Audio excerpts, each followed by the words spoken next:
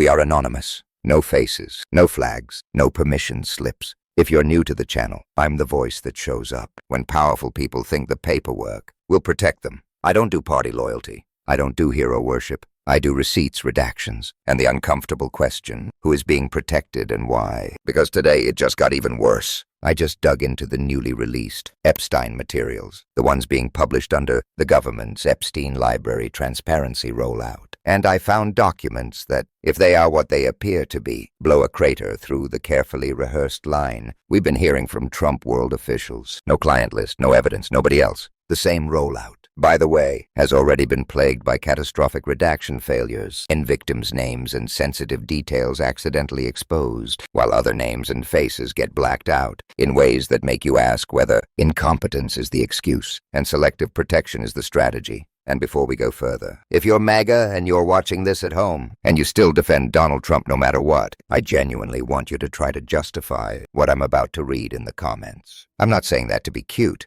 I want to see what explanation you will come up with when the plain text is this grotesque. I want to start with a clip that matters a lot here, because it sets up the official narrative they want you to swallow. It's FBI Director Kash Patel in front of the Senate, being asked point blank, who did Epstein traffic these young women to besides himself? And Patel's answer is basically no one. He says there is no credible information that Epstein trafficked to other individuals, none, and that if there were, he'd bring the case yesterday. That's the line. That's the posture. That's what's been echoed in public messaging. No evidence, no list, just Epstein and Ghislaine Maxwell. Now hold that in your head, because what I'm about to read is why people are calling this a cover story. If you want to look this up yourself, here's the document number exactly, as it appears in the files EFTA 02706-746. And if the Department of Justice doesn't take it down, you can search it and read it. It's an email from a redacted name to Jeffrey Epstein, and it reads, quote, "New Brazilian just arrived. Sexy and cute equals 9, which stands for 9 years old. 9, and the name of the sender. The person describing a new Brazilian like a product delivery, then explicitly clarifying 9 years old means 9 years old and is blacked out. Redacted, protected. So let me ask the question slowly, because this is where the oxygen leaves the room. Why is the Department of Justice redacting that name? Why is the FBI protecting the identity of someone who, in plain language, appears to be discussing a 9-year-old child in a sexual context with Jeffrey Epstein? If you can explain a legitimate reason for hiding the sender something that isn't they're shielding a rich and powerful person, I'm listening. I sat here trying to come up with one myself. I tried to imagine some procedural justification, and I can't. Not when the content is that direct. Not when the public has been told there's no credible information of trafficking to other people. And it's not just the name. The email shows other information redacted too. There's text that looks like it may be in French, and it's blocked out as well. Even the sign-off best regards is followed by a wall of black ink. Again, why are they protecting this person? And it doesn't stop there. It gets worse. Another file. Document number EFTA 000070580. Again, if it's still up when you watch this, you can try to find it yourself. It's another email, a redacted name to Jeffrey Epstein, dated March 2014. And it reads, "Thank you for a fun night. Your littlest girl was a little naughty. I mean, what?" And this is the part where Trump's people, and yes, I'm saying Trump's people because he owns this administration, and he owns the culture of protection around the powerful, and have the nerve to tell the public there's no evidence anyone else was involved. Kash Patel says it. Pam Bondi says it. Todd Blanche says it. The chorus line is the same. No information, nothing credible, no proof, no one else. So I'll ask again, why is that sender redacted? Because the only explanation that fits the pattern is the one nobody wants to say out loud. They're protecting whoever wrote it.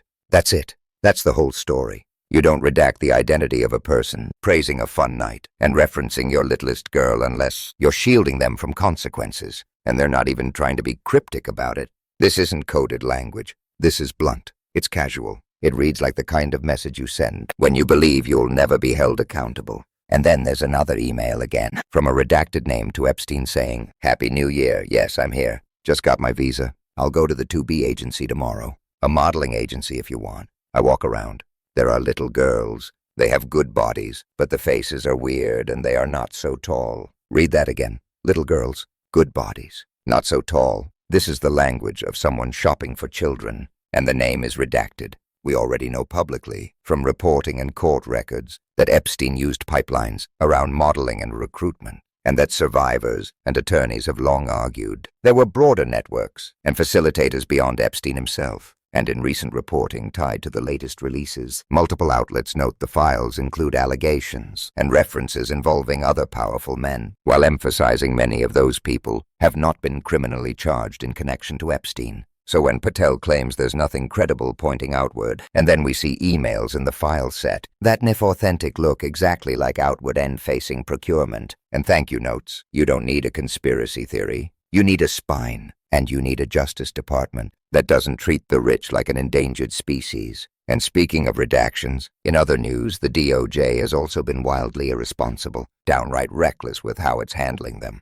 The Associated Press reported the department had to pull down thousands of documents after inadequate redactions exposed victims' information, names, contact details, even sensitive material, while officials blamed human or technical error. Now here's the part that makes the whole thing feel like a sick joke. There's a redacted photo floating around that Midas Touch highlighted text messages between Steve Bannon and again a redacted name. And in that photo, the DOJ literally redacted Donald Trump's face. Like imagine being the government and thinking, yes, this will fool everyone. It's obviously Trump. Then once social media called it out, the black square reportedly got removed. So which is it? Was it necessary? Or was it just protection theater? Because that's what it looks like. Messy, inconsistent redactions that somehow manage to endanger victims while accidentally concealing the identities of the powerful. And if you think I'm being harsh, remember, they pulled documents for exposing victims, but we're still staring at aggressive redactions around perpetrators and associates. Now I want to talk about something we discussed on the show the other day, a journal written by a 16-year-old girl, someone who describes abuse by Epstein and by other powerful people.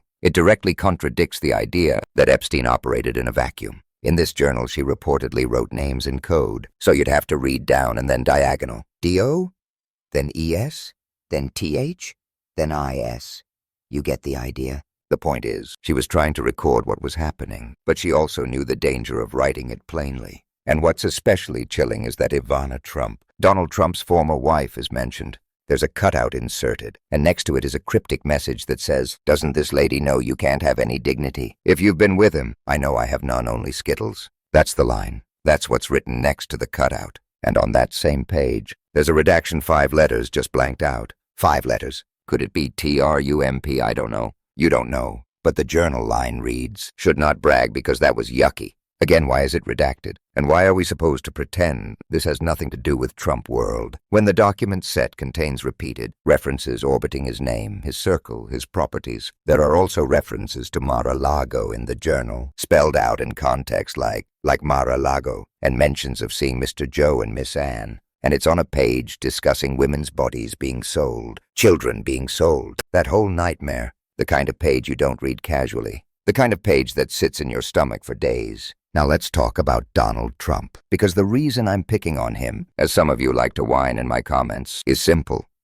He is the most powerful person connected to this story who still benefits from confusion and delay. Trump has a documented social history with Epstein. Trump himself was quoted in 2002, praising Epstein as a terrific guy, adding that Epstein liked beautiful women on the younger side. That quote is real and traceable, back to the original New York Magazine profile. And when you combine that history with an administration environment where the DOJ rollout is sloppy enough to expose victims, yet redactions keep shielding names tied to predatory language, people are going to suspect the worst. Not because they're crazy, because the pattern is screaming. And here's what makes me furious. While Trump world officials posture about no evidence, reputable reporting about the newest releases has highlighted that the documents include allegations pointing to broader trafficking and involvement again.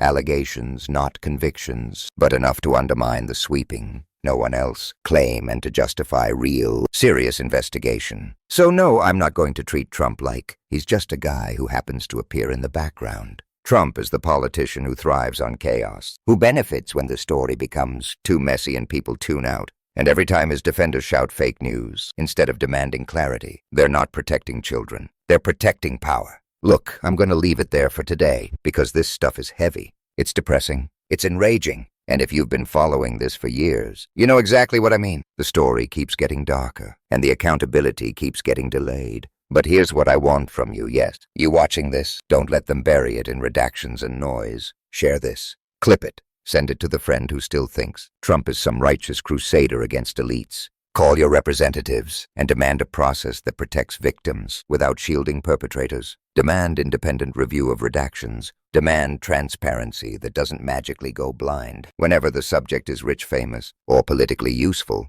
And if you're MAGA and you want to defend Trump after hearing this, the comments are open. Explain it. Subscribe. Drop a like. Comment with your thoughts. We are anonymous, and we are watching.